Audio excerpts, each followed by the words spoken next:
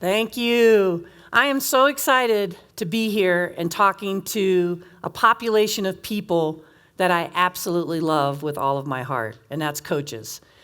And I want to share with you a little bit about my story here. And this thing that I want to share is that this particular building is where my coaching story started. It started right here in what we now call Burger Hall. Used to be in 1989 when I was the first women's basketball coach here at UCCS. It used to be called the Gold Pit. And it's where I started my career with a lot of really great memories. I was a 27-year-old head coach. And when I got the job here at UCCS, I can tell you this, I made a lot of mistakes in this gymnasium, and I did a lot of things really well in this gymnasium.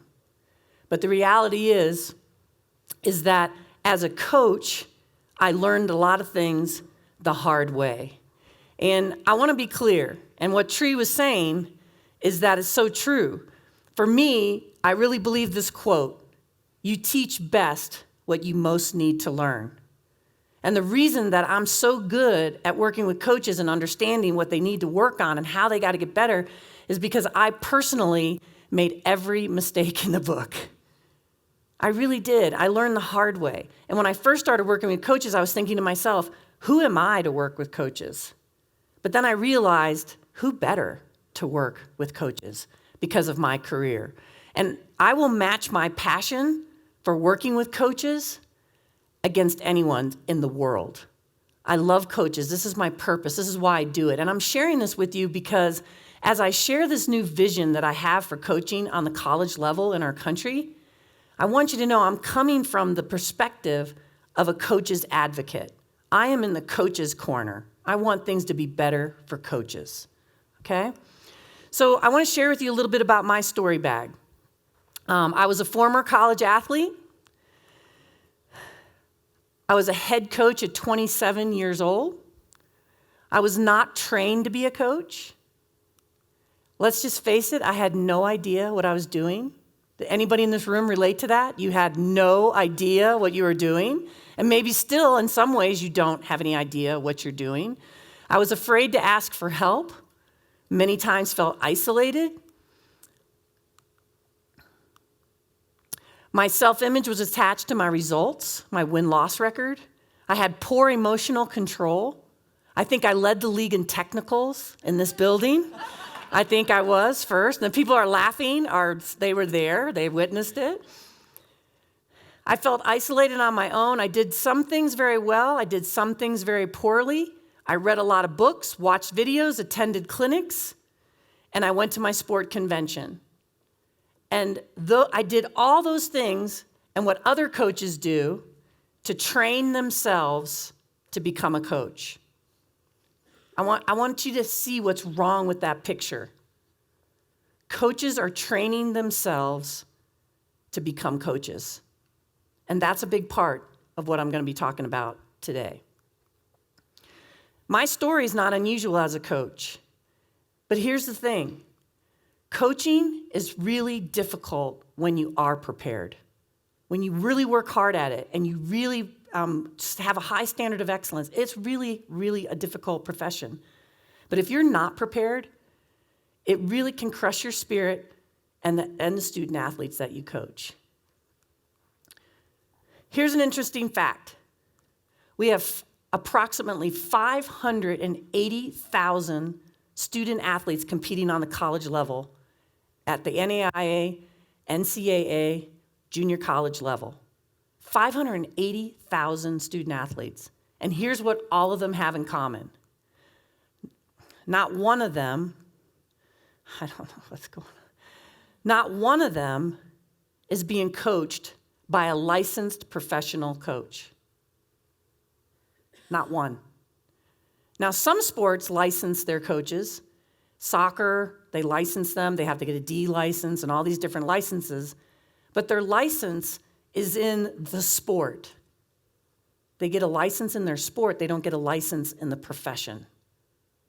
And that's still great. They're way ahead of a lot of sports.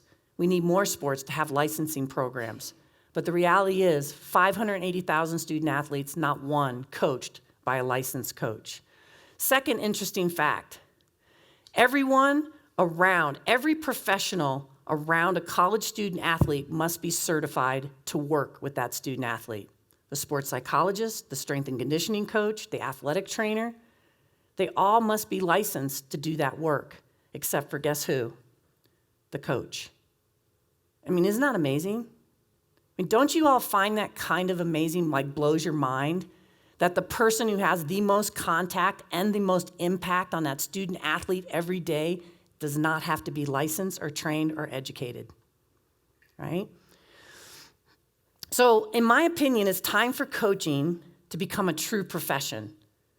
And the definition of a profession, if you read this, a calling requiring specialized knowledge and often long and intensive academic preparation. So by definition right now, if you're a teacher, you're in a teaching profession. If you're a coach, by that definition, are coaches in a true profession? Probably not. At least not yet. So that's what we're going to move to here. So how does somebody become a coach? If I asked you all out there in the audience, I probably would get at least 10 different stories or 10 different paths on how people became coaches. And that's part of the problem. Because if you're going to become a lawyer, or you're going to become a teacher, you're going to become a doctor, you're going to become a psychologist, all of those paths are very clear on how you become that particular professional. But there are people right now in our profession that are getting in by being a video coordinator, by being a manager for a team, by volunteering for a team, being a graduate assistant for a team. They do whatever it takes to break into the profession. And that's not what we need. We need to move in a direction that there is a systematic way that people are trained and developed in our country as a collegiate coach. So I want to dream a little bit here, and I want to invite you all to come with me on this dream because I'm a little bit of a visionary, and those of you who know me know I'm a way big picture thinker. And I want to take you to what I hope will become the future of college coaching, a place where the profession of coaching is greater than the sport you coach. So right now, we all try to enter into coaching through our sport, where I think the door really is through the profession, and then we go to our sport, okay? So here's my vision for the structure of what I think coaching should look like in our country. I believe the United States should have the United States Ministry of Coaching. I think there should be an entity outside the NCAA, the NAIA, and all these other membership organizations.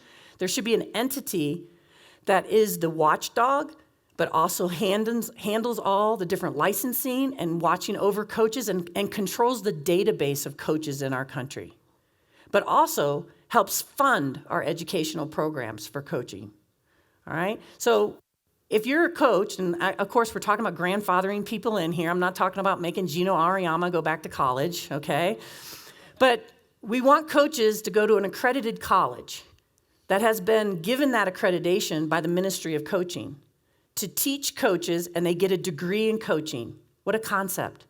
We know right now that about 20% of students that are in the sports management programs around the country are in sports management because that's the closest degree they can get to coaching. All right, so we know there's a need for an undergraduate degree in coaching, a master's degree in coaching, and then when you get that degree, like teachers, then you get a license to coach. All right, you apply, you get a license, and here's the beauty of the license. Bad behavior, you lose your license. Think about it, people. Right now, if you are a low ethical standard coach, if you're a sexual predator, there is no one taking your license away as a coach. Is there anybody else out there that thinks that's a little cray-cray? I'm serious, and I'm not just talking sexual, which is probably the worst. How many of you all have heard stories? Maybe you've been a part of stories where coaches have sexually assaulted their athletes or somebody on their staff, and the universities don't want to talk about it, so they just pass them on to the next school. As quickly as they can get rid of them without anybody finding out, they'll get rid of that sexual predator, and they'll pass them to the next school. This is wrong. Coaches who emotionally abuse, physically abuse, psychologically abuse their athletes should lose their license. Coaches that have continuing infraction after infraction and get their schools in trouble should lose their license. It's that simple to me. And I can tell you, it cannot be in the hands of the NCAA. It cannot be in the hands of the coaches associations. It cannot be in the hands of any of those organizations because they have a really hard time monitoring or policing their membership. Can you imagine them throwing out one of these top-level basketball players from the NCAA when these top-level basketball players, these coaches are making billions of dollars for the NCAA? There's a conflict of interest there. They're never going to police those people. They're not going to do it.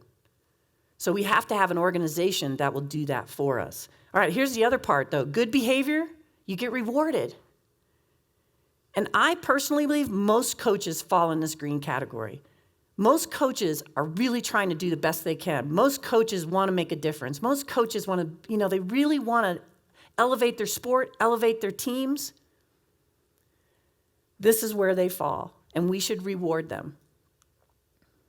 And then the last part of this is I think that we should have these ethical standards for our coaches. Every doctor, lawyer, dentist, they know what the ethical standards are of their profession. I can ask you all what are the ethical standards for coaching, and we will get a lot of different answers. And again, that's the problem.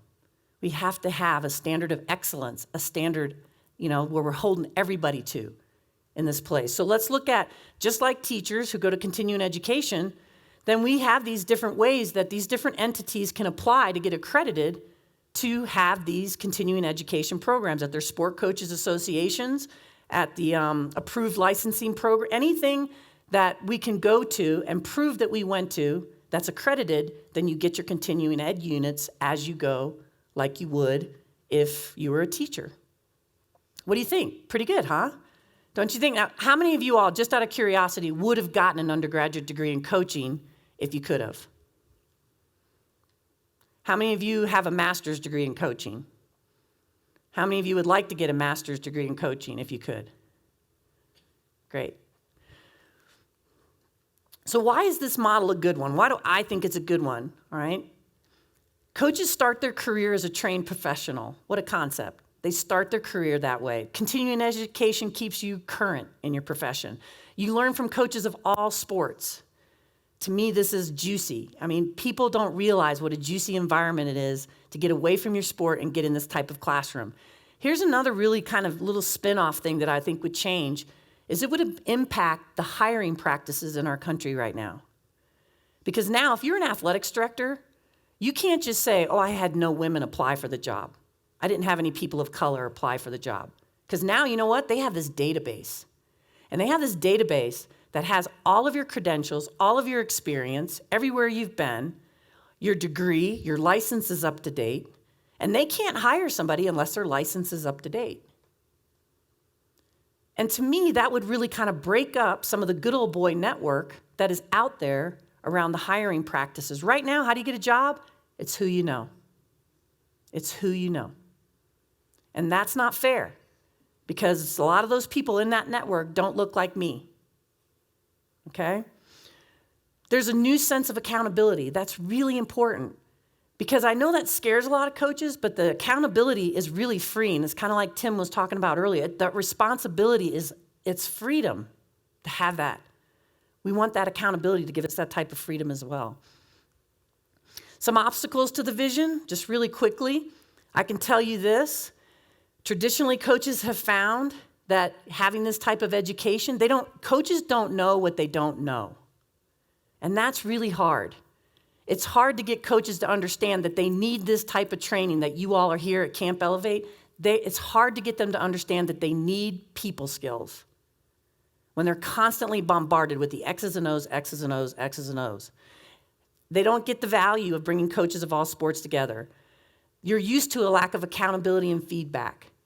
Where do coaches get good feedback? Can anybody tell me? Because it's a mystery to me. Seriously, where do coaches get feedback? Is it a win-loss record? That's only one. That's the biggest one. All right. The second one is, besides their win-loss record, might be their student-athlete exit interviews. All right, let me just see what I can say about you while the doors hit me on my butt on the way out, right? Okay? So we need to develop some way that coaches are assessed, and we have an assessment that we developed called the Coaching Compass Assessment, but we have a way to kind of look at how are coaches developing. You know, there's one thing for us to train you, but then you got to develop. It's not just, it's not one or the other, it's both over over your career. Schools are cutting professional development money due to big budget cuts. And here's a real problem with this. With the budget cuts, the head coaches usually get a lot of the money, and the assistant coaches have to kind of fend for themselves, depending on the program you're in. Most ADs have never coached, and they're really busy, so they don't really have time to mentor our coaches and help them get better. What skills do you think coaches need to be competent and confident? So I want to kind of start moving into this part.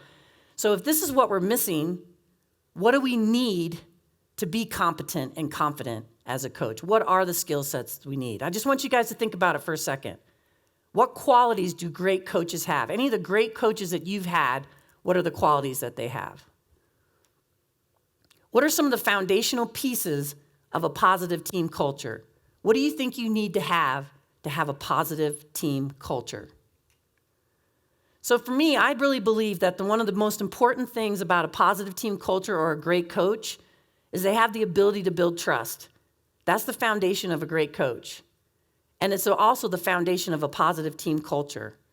And Stephen Covey defines it as trust is equal parts character, who you are as a person. That's how you build trust, is the person that you are, and competence.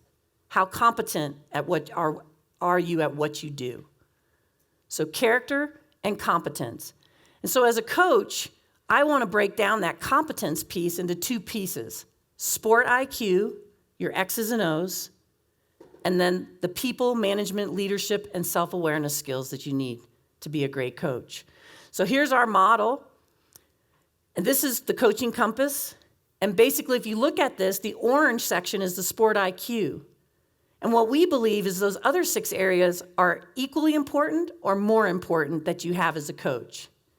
Because the truth is, as a coach, you're not going to get fired or lose your job because you don't have high sport IQ. Most people know their sport. You played it. It's been a part of your life. You've watched every video on the 221, full court press. You know your sport. But where coaches get in trouble are in these other 6 areas. That's where they get fired. You might get fired for not winning, but if you look a little deeper and look behind, you'll see it was because they were a poor communicator. They weren't very organized. Their culture was toxic. They had a lack of professionalism, right? They had a very low self-awareness. And so when we look at bringing our coaches, and I really believe that this is a great part, a great foundation for us to look at for this coaching curriculum in our country. Some version of this will be a great foundation for our coaching curriculum. Everybody benefits from a competent and confident coach. Everybody, the athletes, the AD, the staff, and all the people that coach touches in a day. Everybody benefits from that. So I want to circle back a little bit and talk about that story bag and what would happen, what would be my story bag look with this picture. I'd be a former college athlete, again, but you don't have to be. If you love your sport and you want to be a coach in your sport, you can do it. I have a degree in coaching. I'm a licensed coach. There's a culture of accountability, high standards for ethical behavior. Multiple continuing ed options, enters the profession feeling competent and confident, feels supported. A community of coaches across sport, an increase of women in coaching, which I don't know if you all know this, 40%. Women only hold 40% of the women's jobs right now, and less than 4% of coaching the men in our country right now. We think that's bad. The numbers for minorities in coaching is even worse. And then we have a strong commitment to developing character, competence, and confidence in our country in coaching. Some people will tell me that they think this is impossible, and I can tell you I sometimes feel that way. In doing this work, there's many, many times where I felt like I just wanted to walk away. It's too hard. Because what I'm trying to do is change a mentality and change a culture. It feels impossible. Sometimes it truly does feel like I'm turning the Titanic. But the reality is, I know how important this is. I see coaches. I've been working with coaches for 16 years now. I know their struggles, and they're the same. They're the same struggles, and it's around those people skills. It's around relationships with people. So I say, why don't we teach that? Why don't we give coaches a start, a great head start? My friend JT, that's here tonight from Growing Leaders, we had this conversation one time, and I want to end with this thought, that if the athletes are the flowers in a garden, and the coaches and the culture that are around the athletes are the soil, then wouldn't we want to make sure that that soil is fertilized and healthy so that we create a culture right off the bat for those student athletes that's really healthy? And we're healthy as coaches, as human beings in the coaching profession. So that when we say that we care that the student athlete experience is the most important thing that's out there, then we start taking care of, supporting, educating, training the person who has the greatest impact on that student athlete experience every single day, you, the coaches. Thank you.